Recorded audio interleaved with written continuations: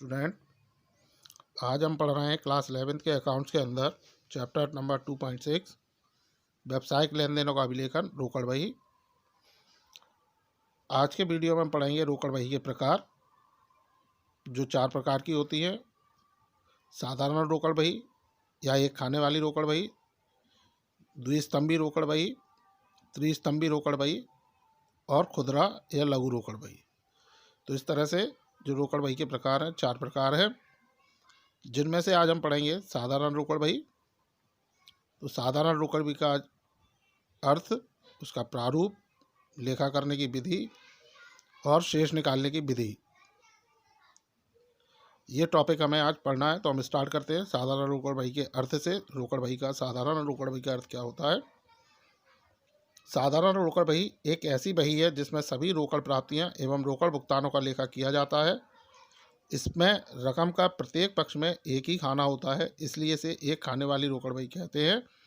इसमें बैंक व बट्टे का लेखा नहीं किया जाता। यह बही उन व्यापारियों के लिए उपयुक्त है जिनके यहाँ बैंक व बट्टे संबंधी ज़्यादा व्यवहार नहीं होते। यथा यह रोकड़ बही छोटे व्यापारियों के लिए उचित प्रतीत होती है। यह बही रोकड़ खाते के समान ही होती है। साधारण रोकड़ बही का प्रारूप निम्नानुसार है। तो हम पढ़ते हैं साधारण रोकड़ बही एक ऐसी बही है जिसमें रोकड़ प्राप्ति एवं रोकड़ भुगतान, यानी जैसा उसके नाम से शो हो रहा है रोकड़ बही। रोकड़ बही में हमने पहले भी पढ़ा था, पिछली वीडियो में हमने देखा था कि रोकड़ बही के अंदर हम केवल नगद व्यवहारों का लेखा करते हैं, यानी रोकड़ जो प्राप्ति है नगद प्राप्ति है, रोकड़ भुगतान है नगद भुगतान है, इनका लेखा हम रोकड़ बही में करते हैं। तो उसी तरह से साधारण रोकड़ बही में भी केवल रोकड़ व्यवहारों का या नगद व्यवहारों का लेखा किया जाता है। इसमें अमाउंट का एक ही कॉलम होता है, यानी इसका जो राशि वाला कॉलम है, दोनों पक्षों में एक एक कॉलम होते हैं, इसलिए इसे सिंगल कॉलम कैश बुक या सिंपल कैश बुक भी कहते हैं। क्योंकि इसमें बैंक और बट्टे कॉलम नहीं रखे जाते,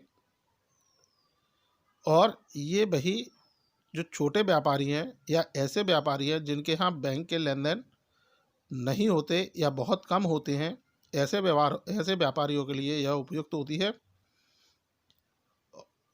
और यह रोकड़ खाते के समान ही होती है।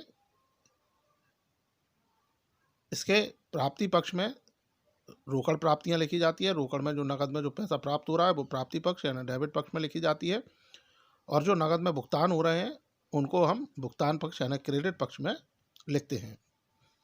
अब हम इसके प्रारूप की बात कर लेते हैं। जैसा आपको शो हो रहा है प्रारूप, ये जो साधारण रोकड़ बही है, सबसे पहले उसमें हमें हेडिंग लिखनी होती है, यानी शीर्षक लिखना होता है कि किसके यहाँ हम बना रहे हैं और कौन सी बुक बना रहे हैं। उसके बाद इसका निर्धारित प्रारूप है जिसमें 10 कॉलम होते हैं। वो 10 कॉलम हमें खींचने होते हैं। पहला कॉलम डेट का, पर्टिकुलर का, voucher number, ledger folio, amount, date, particular, voucher number, ledger folio, amount, ये 10 कॉलम इसमें हमें खींचने होते हैं, जिसमें से पहले 5 कॉलम हमारे प्राप्ति पक्ष के और उसके बाद के 5 कॉलम भुगतान पक्ष के होते हैं।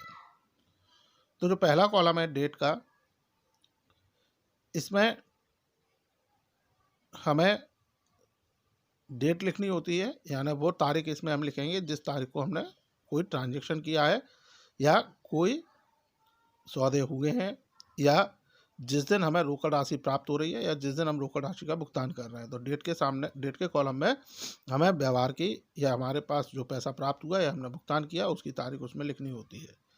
दूसरा कॉलम होता है पर्टिकुलर, विवरण।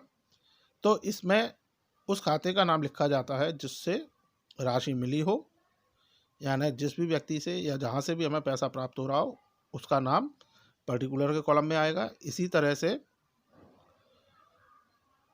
इसमें जो नाम लिखते हैं उसके पहले हमें टू वर्ड का यूज़ करना होता है। TO, टू शब्द का प्रयोग इसमें किया जाता है।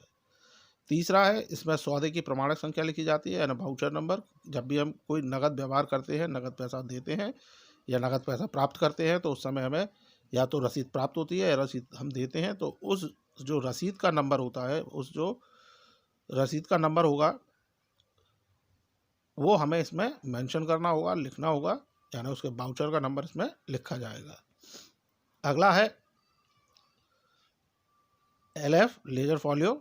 तो इसमें खाता बही के उस पृष्ठ की संख्या लिखी जाती है जिसमें सौदा खताया गया है। जब कैश बुक से हम लेजर पोस्टिंग करते हैं तो जिस ट्रांजेक्शन को हम लेजर के जिस पेज पर लिख रहे हैं उसका पेज नंबर लेजर फोलियो वाले कॉलम में मेंशन किया जाएगा, लिखा जाएगा। 5वां कॉलम होता है अमाउंट का, राशि।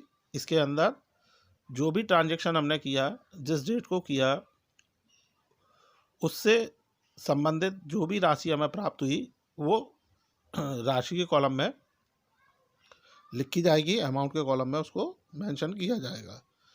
6वां कॉलम होता है डेट का, यानी क्रेडिट के साइड में जो भी हम भुगतान कर रहे हैं और जिस डेट को भुगतान कर रहे हैं वो डेट इसके अंदर लिखी जाती है। विवरण, जिस तरह से डेबिट में विवरण में हमने या रिसीव साइड के विवरण में हमने प्राप्तियों जिससे प्राप्ति हुई उसका नाम लिखा था, उसी तरह से जिसको हम भुगतान करेंगे उसका नाम 8वें कॉलम पर्टिकुलर में आएगा। फिर है वाउचर नंबर, तो इसमें भी वही चीज़ जो पहले वाउचर नंबर में था कि इसमें जब हम भुगतान करते हैं तो हमें उसके बदले रसीद प्राप्त होती है, तो उस रसीद का नंबर इसके अंदर मेंशन किया जाएगा, तो ये वाउचर नंबर। फिर है लेजर, नवा कॉलम होता है हमारा LF, लेजर फॉलियो खाता प्रश्न संख्या। तो जिस ट्रांजेक्शन को जब हम खाता बही में खतौनी करते हैं, यानी रोकड़ बही के इस ट्रांजेक्शन की जब हम खाता बही में खतौनी करेंगे तो खाता बही के जिस पेज पर, लेजर के जिस पेज पर इसकी पोस्टिंग की जा रही है उसका पेज नंबर LF के कॉलम में आता है। फिर अगला होता है अमाउंट, तो इसमें सौदे से संबंधित धनराशि, यानी जो भी ट्रांजेक्शन हमने किया उसका जो भी अमाउंट है वो उसके सामने अमाउंट के कॉलम में लिख दिया जाएगा। तो ये था रोकड़ बही का अर्थ, उसका प्रारूप का स्पष्टीकरण। अब हम पढ़ते हैं इसमें लेखा करने की विधि को कि रोकड़ बही में लेखा करने की क्या विधि है। तो रोकड़ बही में लेखा रोकड़ खाते की तरह ही किया जाता है। रोकड़ बही के स्तंभ एक खाते के स्तंभों के समान ही होते हैं।